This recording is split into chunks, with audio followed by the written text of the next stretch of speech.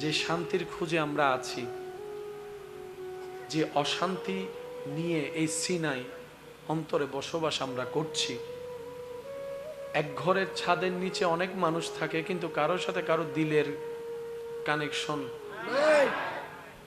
না, পারতে থাকা না পারতে চলার যে জীবন আমরা পার করছি,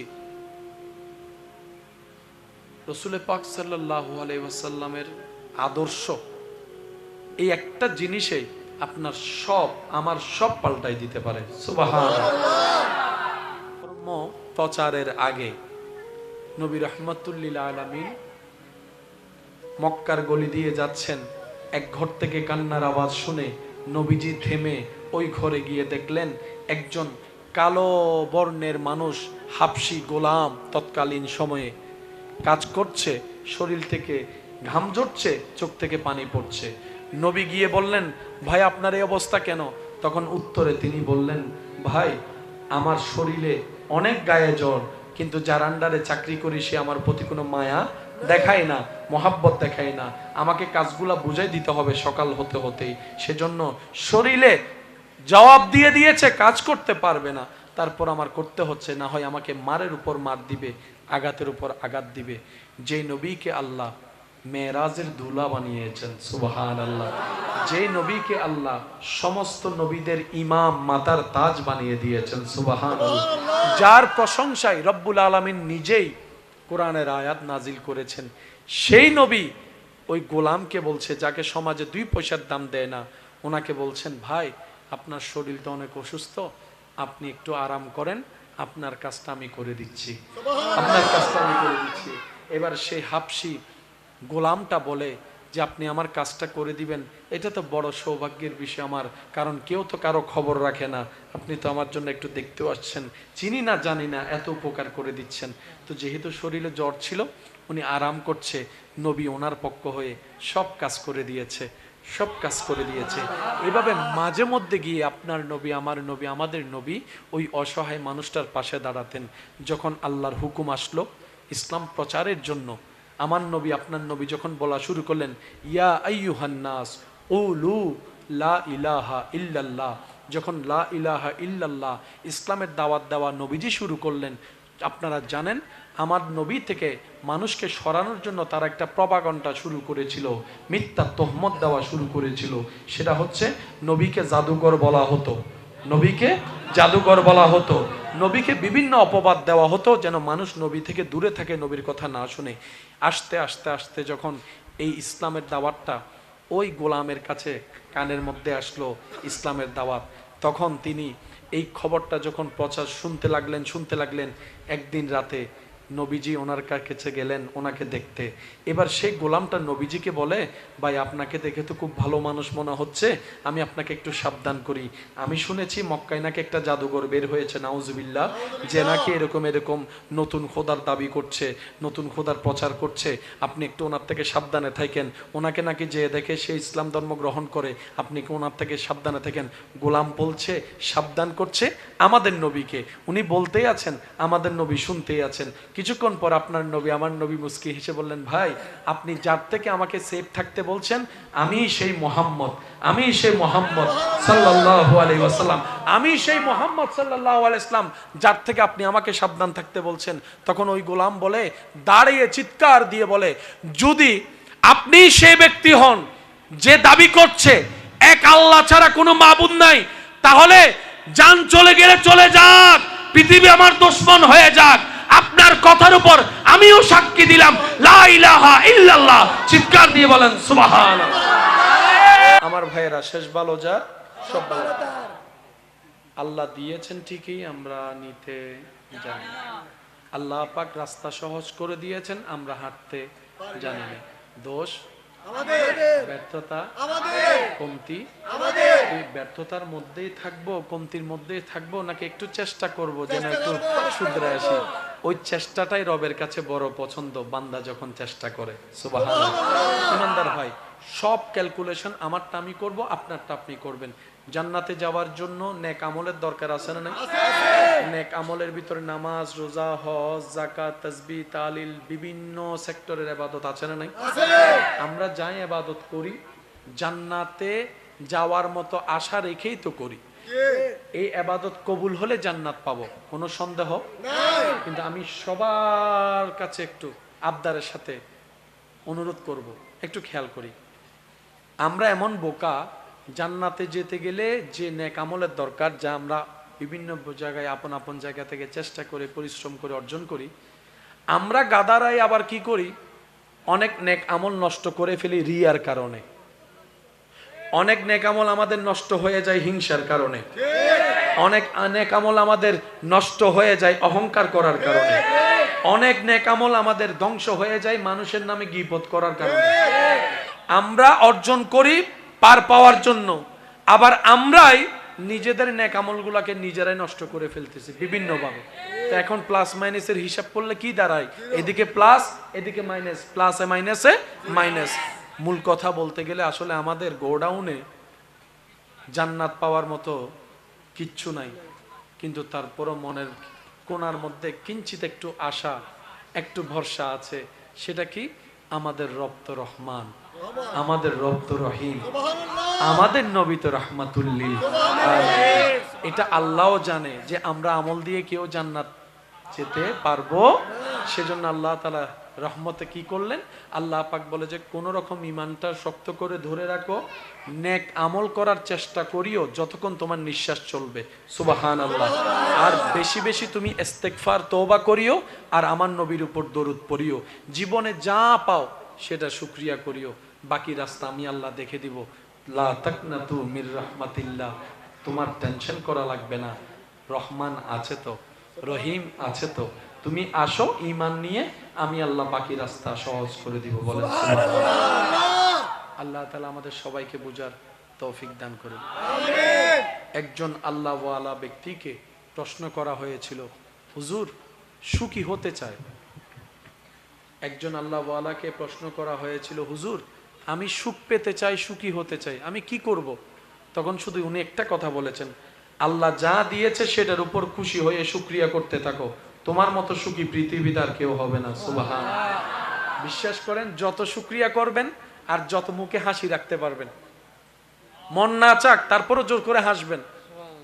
বর্তমান বিজ্ঞান যে শান্তির খুঁজে আমরা আছি, যে অশান্তি নিয়ে এই সিনাই অন্তরে বসবাস আমরা করছি, এক ঘরের ছাদের নিচে অনেক মানুষ থাকে, কিন্তু কারোর সাথে কারো দিলের কানেকশন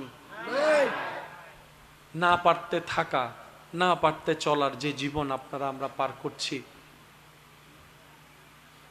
রাসূল পাক সাল্লাল্লাহু আলাইহি ওয়াসাল্লামের আদর্শ এই একটা জিনিসেই আপনার সব, আমার সব পাল্টাই দিতে পারে। সুবহানাল্লাহ। ধর্ম প্রচারের আগে নবী রাহমাতুল্লিল আলামিন মক্কার গলি দিয়ে যাচ্ছেন, এক ঘর থেকে কান্নার আওয়াজ শুনে নবীজি থেমে ওই ঘরে গিয়ে দেখলেন একজন কালো বর্ণের মানুষ, হাবশী গোলাম, তৎকালীন সময়ে কাজ করছে, শরীর থেকে ঘাম ঝরছে, চোখ থেকে পানি পড়ছে। নবী গিয়ে বললেন, ভাই আপনার এই অবস্থা কেন? তখন উত্তরে তিনি বললেন, ভাই আমার শরীরে অনেক গায়ে জ্বর, কিন্তু যার আন্ডারে চাকরি করি সে আমার প্রতি কোনো মায়া দেখায় না, মহাব্বত দেখায় না, আমাকে কাজগুলা বুঝাই দিতে হবে সকাল হতে হতেই, সেজন্য শরীরে জবাব দিয়ে দিয়েছে, কাজ করতে পারবে না, তারপর আমার করতে হচ্ছে, না হয় আমাকে মারের উপর মার দিবে, আঘাতের উপর আঘাত দিবে। যে নবীকে আল্লাহ মেরাজের দুলা বানিয়েছেন, সুবহানাল্লাহ, যে নবীকে আল্লাহ সমস্ত নবীদের ইমাম, মাতার তাজ বানিয়ে দিয়েছেন, সুবহানাল্লাহ, যার প্রশংসায় রব্বুল আলামিন নিজেই কোরআনের আয়াত নাজিল করেছেন, সেই নবী ওই গোলামকে বলছে, যাকে সমাজে 2 পয়সার দাম দেয় না, ওনাকে বলছেন, ভাই আপনার শরীরটা অনেক অসুস্থ, আপনি একটু আরাম করেন, আপনার কাজটা আমি করে দিচ্ছি, আপনার কাজটা আমি করে দিচ্ছি। এবার সেই হাবশী গোলামটা বলে যে আপনি আমার কাজটা করে দিবেন, এটা তো বড় সৌভাগ্যের বিষয় আমার, কারণ কেউ তো কারো খবর রাখে না, আপনি তো আমার জন্য একটু দেখতেও আসছেন, চিনি না জানি না, এত উপকার করে দিচ্ছেন। তো যেহেতু শরীরে জ্বর ছিল, উনি আরাম করছে, নবী ওনার পক্ষ হয়ে সব কাজ করে দিয়েছে, সব কাজ করে দিয়েছে। এভাবে মাঝে মধ্যে গিয়ে আপনার নবী, আমার নবী, আমাদের নবী ওই অসহায় মানুষটার পাশে দাঁড়াতেন। যখন আল্লাহর হুকুম আসলো ইসলাম প্রচারের জন্য, আমার নবী আপনার নবী যখন বলা শুরু করলেন, ইয়া আইয়ুহান নাস কুলু লা ইলাহা ইল্লাল্লাহ, যখন লা ইলাহা ইল্লাল্লাহ ইসলামের দাওয়াত দেওয়া নবীজি শুরু করলেন, আপনারা জানেন আমার নবী থেকে মানুষকে সরানোর জন্য তারা একটা প্রপাগান্ডা শুরু করেছিল, মিথ্যা তহমত দেওয়া শুরু করেছিল। সেটা হচ্ছে নবীকে জাদুকর বলা হতো, নবীকে জাদুকর বলা হতো, নবীকে বিভিন্ন অপবাদ দেওয়া হতো যেন মানুষ নবী থেকে দূরে থাকে, নবীর কথা না শুনে। আস্তে আস্তে আস্তে যখন এই ইসলামের দাওয়াতটা ওই গোলামের কাছে কানের মধ্যে আসলো, ইসলামের দাওয়াত, তখন তিনি এই খবরটা যখন প্রচার শুনতে লাগলেন, একদিন রাতে নবীজি ওনার কাছে গেলেন ওনাকে দেখতে। এবার সেই গোলামটা নবীজিকে বলে, ভাই আপনাকে দেখে তো খুব ভালো মানুষ মনে হচ্ছে, আমি আপনাকে একটু সাবধান করি, আমি শুনেছি মক্কায় নাকি একটা জাদুঘর বের হয়েছে নাউজুবিল্লাহ, যে নাকি এরকম এরকম নতুন খোদার দাবি করছে, নতুন খোদার প্রচার করছে, আপনি একটু ওনার থেকে সাবধানে থাকেন, ওনাকে নাকি যে দেখে সে ইসলাম ধর্ম গ্রহণ করে, আপনি কি ওনার থেকে সাবধানে থাকেন। গোলাম বলছে, সাবধান করছে আমাদের নবীকে, উনি বলতেই আছেন, আমাদের নবী শুনতেই আছেন। কিছুক্ষণ পর আপনার নবী, আমার নবী মুস্কি হেসে বললেন, ভাই আপনি যার থেকে আমাকে সেফ থাকতে বলছেন, আমি সেই মোহাম্মদ, আমি সেই মোহাম্মদ সাল্লাল্লাহু আলাইহি ওয়াসাল্লাম, আমি সেই মোহাম্মদ সাল্লাল্লাহু আলাইহি ওয়াসাল্লাম, যার থেকে আপনি আমাকে সাবধান থাকতে বলছেন। তখন ওই গোলাম বলে, দাঁড়িয়ে চিৎকার দিয়ে বলে, যদি আপনি সেই ব্যক্তি হন যে দাবি করছে এক আল্লাহ ছাড়া কোনো মাবুদ নাই, তাহলে জান চলে গেলে চলে যাক, পৃথিবী আমার দুশমন হয়ে যাক, আপনার কথার উপর আমিও সাক্ষী দিলাম লা ইলাহা ইল্লাল্লাহ। চিৎকার দিয়ে বলেন সুবহানাল্লাহ। আমার ভাইয়েরা, শেষ ভালো যা সব ভালো। আল্লাহ দিয়েছেন ঠিকই, আমরা নিতে জানি না। আল্লাহ পাক রাস্তা সহজ করে দিয়েছেন, আমরা হাঁটতে জানি না। দোষ আমাদের, ব্যর্থতা আমাদের, কমতি আমাদের। এই ব্যর্থতার মধ্যেই থাকবো, কমতির মধ্যেই থাকবো, নাকি একটু চেষ্টা করব যেন একটু শুধরে আসি? ওই চেষ্টাটাই রবের কাছে বড় পছন্দ, বান্দা যখন চেষ্টা করে। সুবহানাল্লাহ। ইমানদার ভাই, সব ক্যালকুলেশন আমারটা আমি করব, আপনারটা আপনি করবেন। জান্নাতে যাওয়ার জন্য নেক আমলের দরকার আছে না নাই? নেক আমলের ভিতরে নামাজ, রোজা, হজ, যাকাত, তাসবিহ, তাহলিল, বিভিন্ন সেক্টরের ইবাদত আছে না নাই? আমরা যাই ইবাদত করি জান্নাতে যাওয়ার মতো আশা রেখেই তো করি। এই ইবাদত কবুল হলে জান্নাত পাবো, কোনো সন্দেহ নাই। কিন্তু আমি সবার কাছে একটু আবদারের সাথে অনুরোধ করব, একটু খেয়াল করি। আমরা এমন বোকা, জান্নাতে যেতে গেলে যে নেক আমলের দরকার, যা আমরা বিভিন্ন জায়গায় আপন আপন জায়গা থেকে চেষ্টা করে পরিশ্রম করে অর্জন করি, আমরা গাদারাই আবার কি করি, অনেক নেক আমল নষ্ট করে ফেলি রিয়ার কারণে। অনেক নেক আমল আমাদের নষ্ট হয়ে যায় হিংসার কারণে, অনেক নেক আমল আমাদের নষ্ট হয়ে যায় অহংকার করার কারণে, অনেক নেক আমল আমাদের ধ্বংস হয়ে যায় মানুষের নামে গীবত করার কারণে। আমরা অর্জন করি পার পাওয়ার জন্য, আবার আমরাই নিজেদের নেক আমলগুলোকে নিজেরাই নষ্ট করে ফেলতেছি বিভিন্নভাবে। তো এখন প্লাস মাইনাসের হিসাব করলে কি দাঁড়ায়? এদিকে প্লাস, এদিকে মাইনাস, প্লাসে মাইনাসে মাইনাস। মূল কথা বলতে গেলে আসলে আমাদের গোডাউনে জান্নাত পাওয়ার মতো কিচ্ছু নাই, কিন্তু তারপরও মনের কোণার মধ্যে কিঞ্চিত একটু আশা, একটু ভরসা আছে। সেটা কি? আমাদের রব তো রহমান, আমাদের রব তো রহিম, আমাদের নবী তো রাহমাতুল লিল আলামিন। এটা আল্লাহও জানে যে আমরা আমল দিয়ে কেউ জান্নাত যেতে পারবো। সেজন্য আল্লাহ তাআলা রহমতে কি করলেন? আল্লাহ পাক বলে যে কোন রকম ঈমানটা শক্ত করে ধরে রাখো, নেক আমল করার চেষ্টা করিও যতক্ষণ তোমার নিঃশ্বাস চলবে। সুবহানাল্লাহ। আর বেশি বেশি তুমি ইস্তেগফার তওবা করিও, আর আমার নবীর উপর দরুদ পড়িও। জীবনে যা পাও সেটা শুকরিয়া করিও, বাকি রাস্তা আমি আল্লাহ দেখে দিব। লা তাকনাতু মির রাহমাতিল্লাহ। তোমার টেনশন করা লাগবে না, রহমান আছে তো, রহিম আছে তো, তুমি আসো ঈমান নিয়ে, আমি আল্লাহ বাকি রাস্তা সহজ করে দিব। বলেন সুবহানাল্লাহ। আল্লাহ তাআলা আমাদের সবাইকে বুঝার তৌফিক দান করুন। আমিন। একজন আল্লাহওয়ালা ব্যক্তিকে প্রশ্ন করা হয়েছিল, হুজুর সুখী হতে চায়।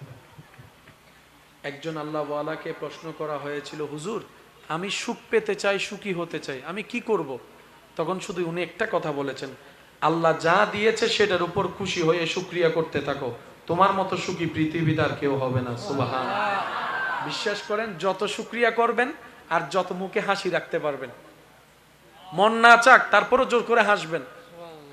বর্তমান বিজ্ঞানীরা গবেষণা করে দেখে, এই যে প্রেসার বলেন, স্ট্রোক বলেন, যে কারণগুলা তো হয়, মানুষ যদি জোর করেও যদি মুখে হাসি রাখে, এমনি হাসির মতো চেহারা বানায় রাখে, ওদের স্ট্রেস লেভেলটা কমে যায়, মনটা শান্তি হয়ে যায়।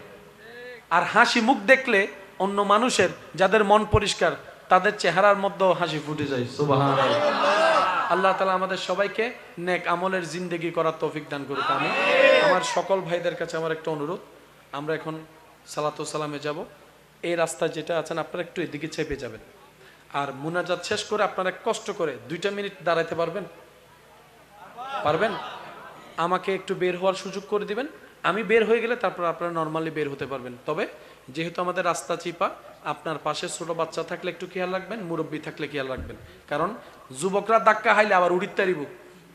দাদারা থাকেন ভাঙ্গি গেলি না জোড়া লাগিব না, এই নাতিয় করলে তো কি আর হন্ন ভরিব না। মাশাআল্লাহ, বলেন ইয়া নবী সালাম, উচ্চ আওয়াজ একবার বলেন না সুবহানাল্লাহ। আমার সোনার মদিনা, আমার প্রাণের মদিনা, সব ভুলিব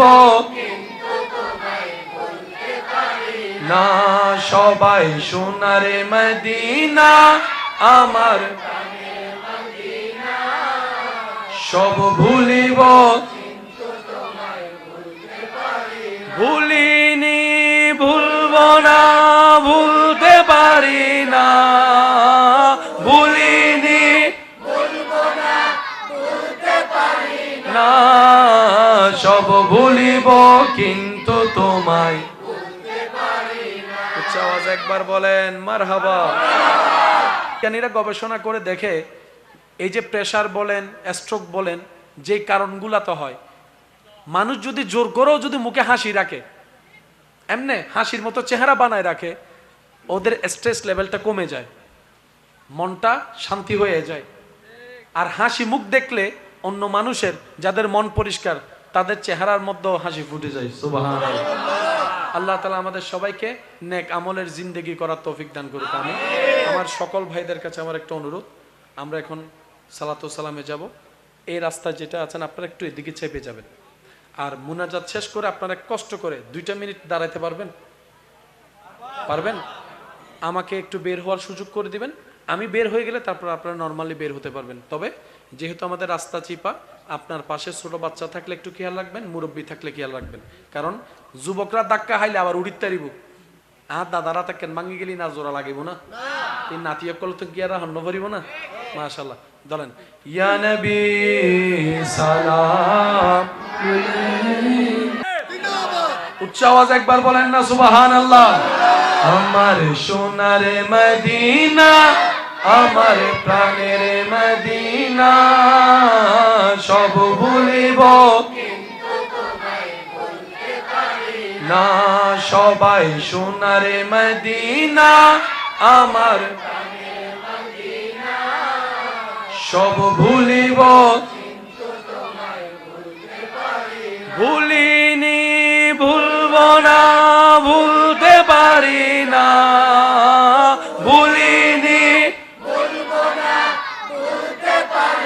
না, সব ভুলিব কিন্তু তোমায়। উচ্চ আওয়াজ একবার বলেন মারহাবা।